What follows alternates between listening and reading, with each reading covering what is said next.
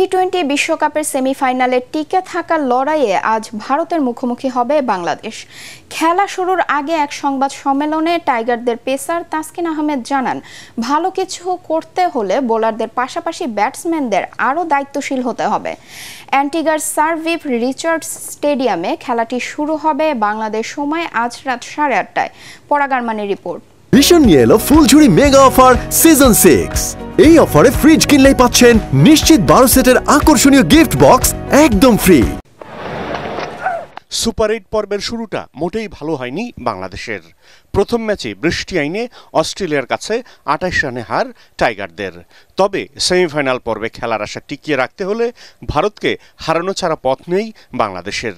Tournament জুড়েই batting বেশ ভুগিয়েছে টাইগারদের।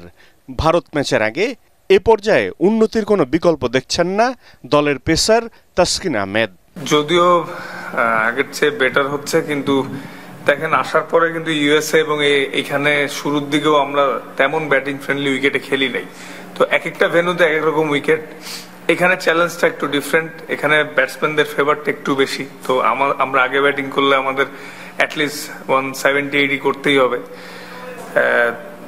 দিনে খেলা আরেকটু ভালো থাকবে উইকেট। ভারতের বিপক্ষে ভালো কিছু করতে হলে এক্সট্রা অর্ডিনারি কিছু করতে হবে বলে জানান তাসকিন। তাতে ব্যাটিং বোলিং দুই বিভাগেই ভালো করতে হবে বলে জানান তিনি। ব্যাটিং বোলিং দুইটা সেক্টরেই আমাদেরকে একটু এক্সট্রাঅর্ডিনারি পারফরমেন্স করতে হবে নেক্সট ম্যাচে স্পেশালি।